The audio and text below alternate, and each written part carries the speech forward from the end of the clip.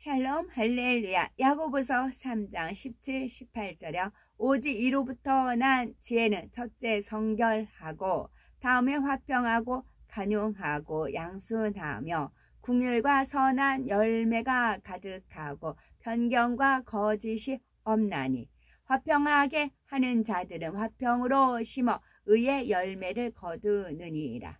아멘. 제목은 지혜롭게 살자입니다.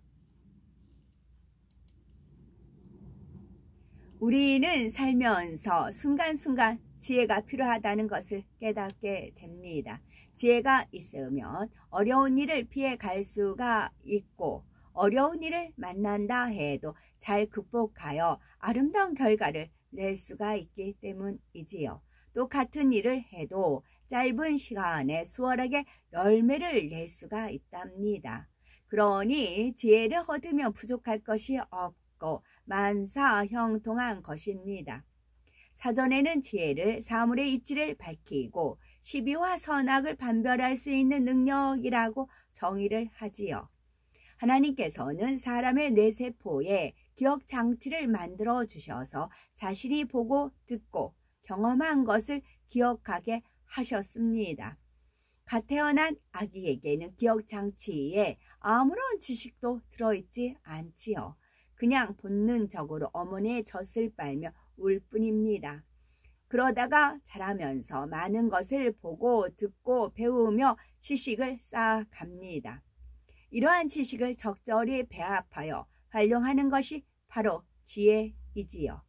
그래서 지식을 얼마나 잘 활용하느냐에 따라 지혜롭다, 그렇지 못하다 말합니다. 지혜는 개인뿐 아니라 가정이나 직장, 나아가 나라에도 참으로 중요합니다. 지혜의 정도에 따라 사람이 죽기도 하고 살기도 하며 그 나라가 흥하거나 쇠하기도 합니다. 그래서 지혜를 얻는 것이 은을 얻는 것보다 낫고 그 이익이 정금보다 나음이니라. 지혜는 진주보다 귀하니 너의 사모하는 모든 것으로 이에 비교할 수 없도다. 지혜는 그 얻은 자에게 생명나무라. 지혜를 가진 자는 복되도다 말씀합니다. 지혜는 선한 지혜와 악한 지혜로 나눌 수가 있습니다.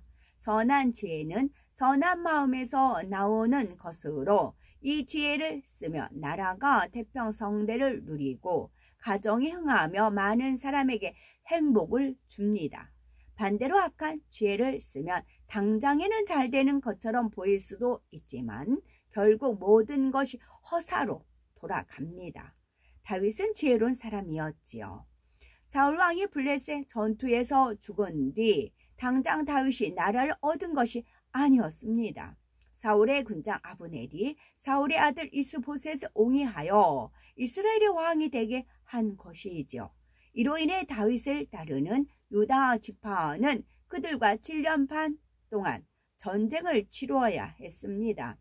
바로 그 적장인 아브넬이 항복하려고 다윗에게 왔을 때 그를 융숭이 대접하여 보냅니다. 그런데 돌아가는 아브넬은 다윗의 군장 요압이 사사로운 복수심에 불타 암살하고 맙니다. 이 사실을 안 다윗은 진심으로 애통해 하였습니다. 또 다윗에게 큰 상을 얻을까 하고 사울의 아들 이스보셋을 암살한 사람들을 오히려 사형시켰습니다. 그것은 임금을 배신한 악한 행위이기 때문이지요. 이러한 다윗의 행함은 백성들의 마음을 움직였고 그들이 자진해서 다윗을 왕으로 추대하였습니다. 반면 다윗의 모사 아히도벨은 어떠했습니까? 다윗의 아들 압살롬이 반란을 일으켰을 때 그의 편에 가담했습니다. 악하기 때문에 자기 유익을 쫓아 다윗을 배신하고 압살롬에게 간 것입니다. 심지어 다윗을 죽일 수 있는 기막힌 지혜를 말해 줍니다. 이때 후세라는 사람이 다윗의 밀명을 받고 예루살렘에 들어가 먼저 압살롬이 자신을 의심하지 않도록 만듭니다. 그러고는 아히도벨의 악한 모략을 깨뜨리고 다윗 일행의 생명을 구합니다. 이에 대해 사무엘하 17장 14절에 이는 여호와께서 압살롬에게 화를 내리려 하사 아히도벨의 좋은 모략을 파하기로 작정하였음이더라 하였습니다. 세상 돌아가는 이치가 다 마찬가지입니다. 모든 것이 하나님의 주권 아래 있기 때문에 반드시 선이 악을 이기게 되어 있습니다. 아히도벨은 자기의 모략이 실행되지 않자 자결하고 말지요. 즉 자신의 말을 따르지 않은 압살롬이 다윗에게 패할 것이고 자신 역시 다윗을 배신한 대가를 치르게 될 것을 알았기 때문입니다. 이처럼 악한 지혜는 결국 망하는 것입니다. 다윗의 손자 르호보암의 경우도 그렇습니다. 그는 솔로몬의 뒤를 이어 왕위에 올랐을 때 어리석게도 이스라엘 온 회중의 건의를 무시해 버립니다. 회중이 요청한 것은 솔로몬 왕 때 여러 가지 공사로 백성의 부담이 컸으니 그 고역과 무거운 멍에를 좀 가볍게 해달라는 것이었습니다. 솔로몬 왕을 모셨던 노인들은 천후 사정과 백성의 마음을 잘 아는 고로 백성이 원하는 대로 하자고 건의하였지요. 그러나 르호보암은 그들의 충고를 무시하고 친구들의 말만 듣고서 포악한 말로 멍에를 더욱 무겁게 하겠다고 합니다. 친구들이 악하기 때문에 악한 지혜가 나왔고 왕도 악하니 그들의 악한 말이 더 좋아 보였던 것이지요. 그 결과 백성의 마음이 왕에서 돌아서고 나라가 둘로 갈라지고 말았습니다.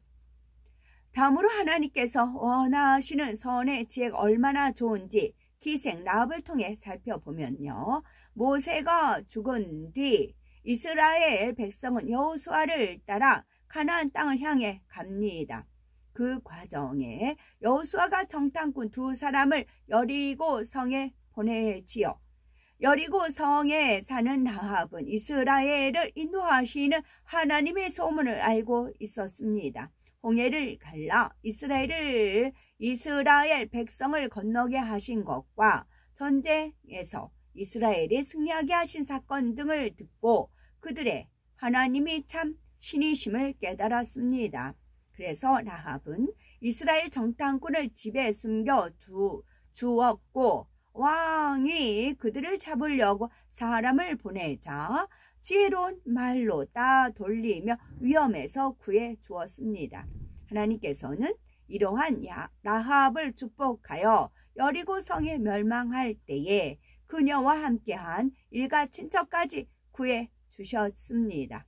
이처럼 우리도 어떤 목적에 직면했을 때에 선의 지혜를 쫓으면 실패를 면하여 어려움을 이길 수가 있습니다.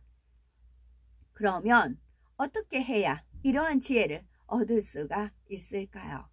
선한 지혜를 받기 위해서는 무엇보다 성결해야 합니다. 마음이 성결하면 모든 생각과 방법이 진리로 나옵니다. 누가복음 6장 45절에 선한 사람은 마음에 쌓은 선에서 선을 내고 악한 자는 그 쌓은 악에서 악을 내나니 이는 마음이 가득한 것을 입으로 말함이니라 하신 말씀처럼 선한 마음에서는 선한 생각이 나오고 진리의 방법이 나옵니다. 사람들은 어떤 일을 해결하기 위해 나름대로 지혜를 동원합니다. 하지만 악한 마음에서 나오는 생각과 지혜는 좋지 않은 결과를 가져옵니다. 악의 모양을 버리고 성결을 이루었을 때에 선한 지혜가 나오지요. 물론 성결하다고 무조건 지혜가 오는 것은 아닙니다. 먼저 성결한 마음이 되면 생각과 말과 행동이 선합니다. 가령 어떤 심한 잘못을 범한 사람이 찾아왔다고 합시다. 만일 마음에 악이 있다면 감정이 앞서 책망부터 할 수 있을 것이지요. 그러나 악을 버린 선한 마음이라면 미운 감정이 앞서지 않습니다.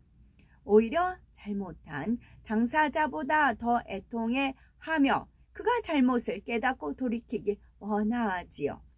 쥐가 막다른 골목에 몰리며 고양이를 문다는 말이 있죠. 선한 사람은 어려운 궁지에 몰린 사람이 악을 발동하지 않도록 선의 지혜를 베풀지요.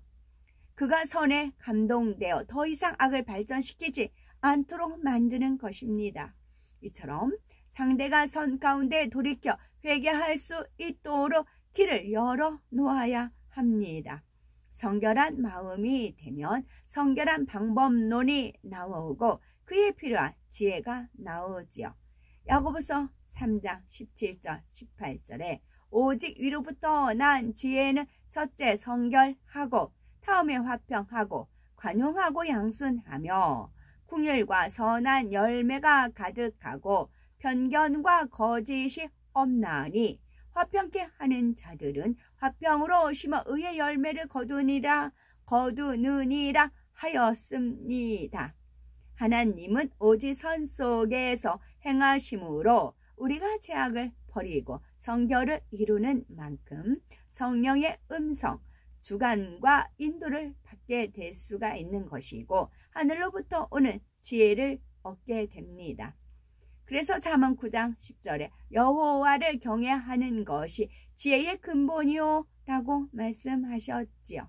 야고보서 1장 5절은 너희 중에 누구든지 지혜가 부족하거든 모든 사람에게 후히 주시고 꾸짖지 아니하시는 하나님께 구하라 그리하면 주시리라 하셨으니 지혜의 근원이신 하나님께 지혜를 구하여야 되겠죠.